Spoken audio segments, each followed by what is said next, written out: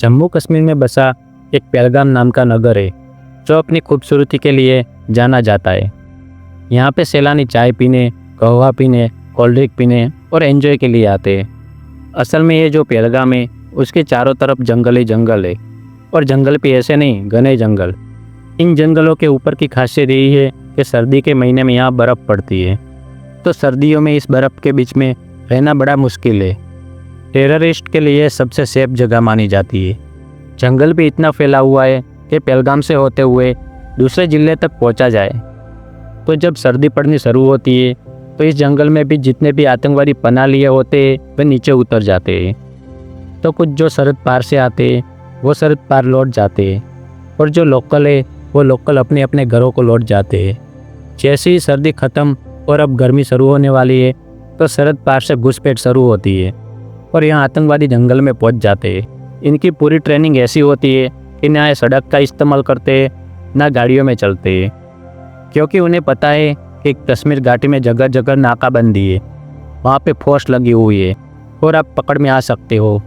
तो इनकी ट्रेनिंग इस बात की होती है कि जब तुम सरहद पार से आओगे तो तुम्हें पैदल चलना है, और यह पूरा सफ़र पैदल ही काटना है, और इन्हीं जंगलों में चलने की ट्रेनिंग दी जाती है।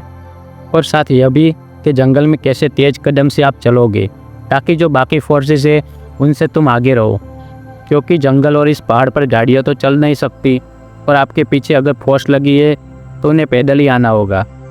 तो एक बार की बात है, एक दिन 6 लोग कश्मीर घूमने गए थे। उनमें से 2 अमेरिकन थे, 2 ब्रिटिश थे, एक जर्मन स्टूडेंट था और एक नॉर्वे का एक्टर था। 6 लोग थे, 6 के 6 लोग का एक ग्रुप था और 2 गाइड थे, और उनको इस पहलगाम में घुमाने ले गए थे। 4 जुलाई को ये लोग पहलगाम की उस घाटी में थे, तभी करीब 40 टेररिस्ट आए, और उन 40 के 40 टेररिस्ट ने इन सभी को किडनैप कर लिया। किडनैप करने के बाद इन्हें अपने साथ ले गए।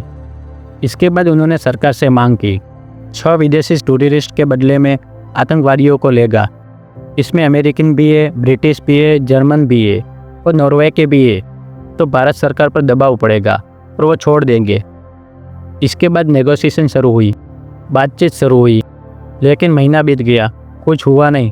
13 अगस्त को फिर पहली बार जो नॉर्वे के एक्टर थे, इनकी लाश पहलगाम से दूर एक जगह पर पड़ी हुई मिली। उसका सिर गायब था, सर कहीं और पड़ा था। 6 टूरिस्ट में से एक को मार दिया गया था।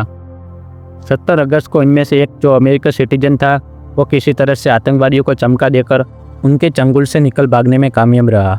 4 जुलाई को इनका किडनैप हुआ था। 13 अगस्त को नॉर्वे के सिटीजन को मार दिया गया। इसके 4 दिन बाद 17 अगस्त को जो अमेरिकन था वो किसी तरह से भागकर निकल गया।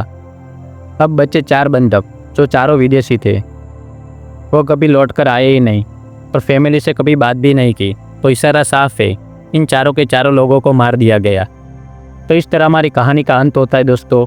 तो इस कहानी से हमें सीख मिलती है कि किसी भी जगह घूमने जाओ तो पहले अपनी सेफ्टी तय कर लो। ज़िंदगी मिली तो दोबारा घूम लेंगे, अपनी सिक्योरिटी होनी चाहिए। हमारे माँ बाप ने हमें पाल पोस कर बड़ी मेहनत से बड़ा किया होता है, तो आप अपने और अपने परिवार का ख्याल रखें। लौटूंगा नई कहानी के साथ, तब तक स्वस्थ रहो, निरोगी रहो। जय हिंद।